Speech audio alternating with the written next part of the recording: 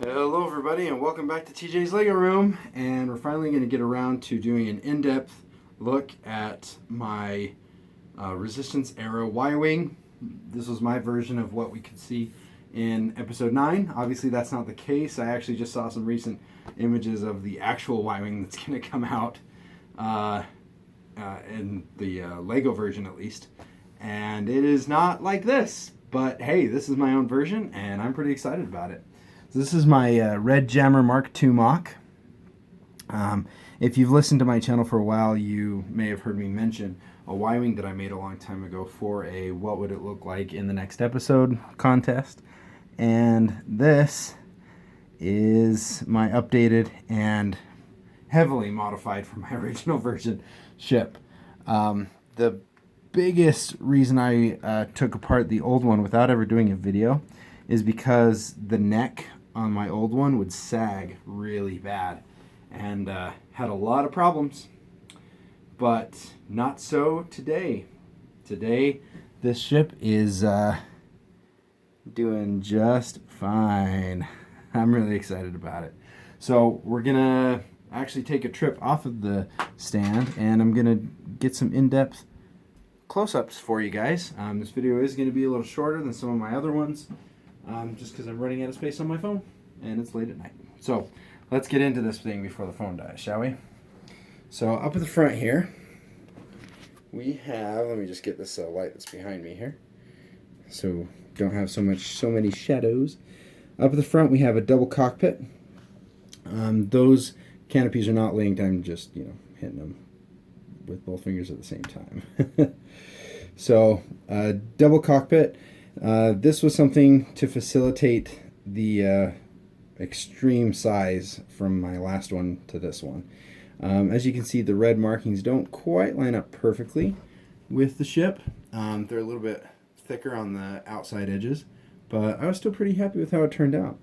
And then on the center, if you look, I used some jumpers to make up the difference between each of the sides instead of panels, because I was having some issues with getting the panels in there and having the guys go in nice and clean, and then also matching up with the panels up here.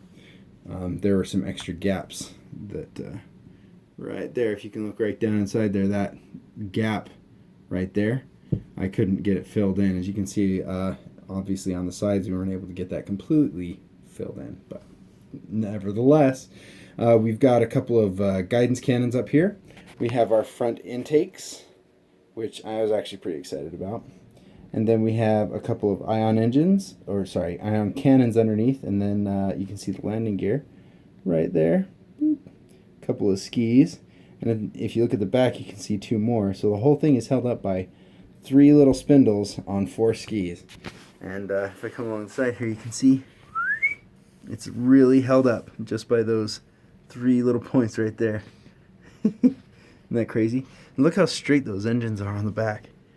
Oh, I love how straight those things ended up. It's pretty awesome. I love the long things that hang out. If you've seen my videos before, you know I've built a couple other things. I have a Corellian fighter that has forks that stick clear out the front, and they're nice and straight. I really like that defying gravity effect that you can get with some of the Lego pieces. So we come back from the front. We have our forward deflector dish on the front here. Just a little bit of greebling detail. We have our rotation areas for the turrets. We have one on each side, and those actually rotate around the axis. I used to have a mechanism in there in the previous video, if you watched, that I'd be able to turn and rotate this while you were flying it around. That is not the case anymore. They just turn by hand now. So, but that's okay. At least it's sturdy now. So then we're coming back here, we just have some little greebling stuff. And then the rear deflector, a double astromech. There are a lot of reasons to have more than one astromech, and none of those I can explain to you right now, but there are really good reasons to have 2. Like, what if one of them shorts out? What if one of them pulls an R2-D2 on the first Death Star and gets his head blown off? You know, there's still got calculations to make, right? I also pictured that each one of these would be kind of in charge of a different engine, and that was kind of one of the reasons we did that. If you look down here inside, you can see some missiles down inside that gap there, and they're being fed from the main part of the Y-wing out through the engine to the outside here and into the launching, the missile launch pods. And I kind of designed those after the missile launch pods on the Republic gunship that I built, the brick vault version. They use those at the front for the missile launch pods. So that's kind of fun. Of course, this Y-wing has a rear turret gunner. And if we pop that open right there, got our gunner in there and his little control console.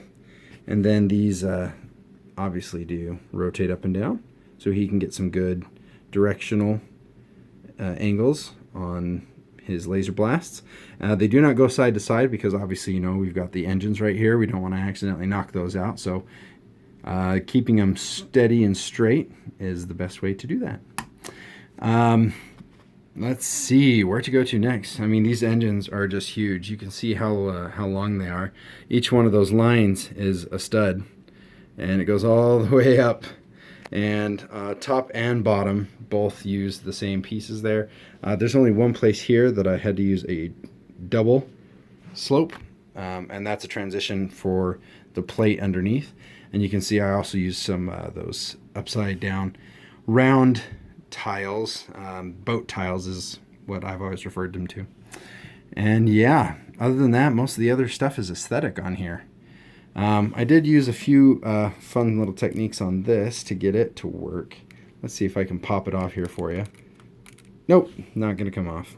As you can see, these do have a little bit of play in them, but they do like to sit down in particular places, so they don't wiggle around.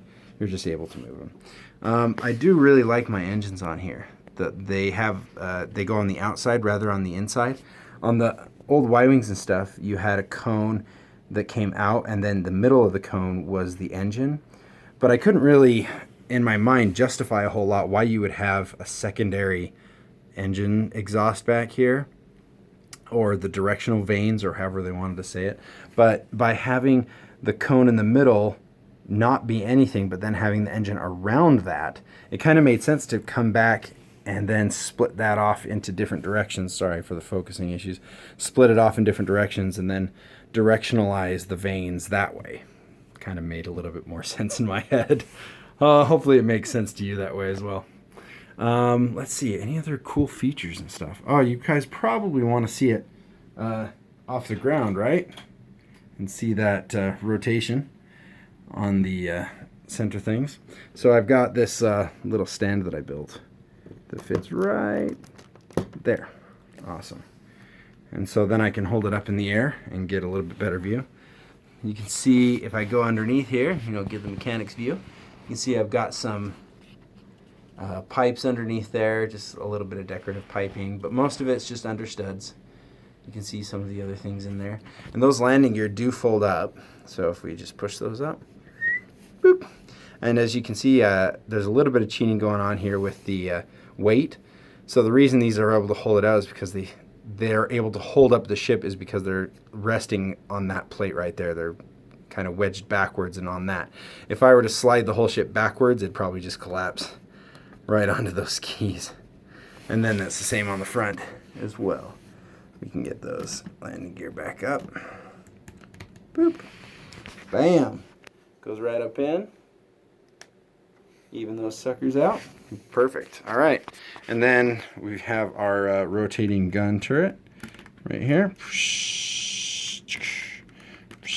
And you can see the head still does turn a little bit when I'm doing it. There's just a little bit of flex.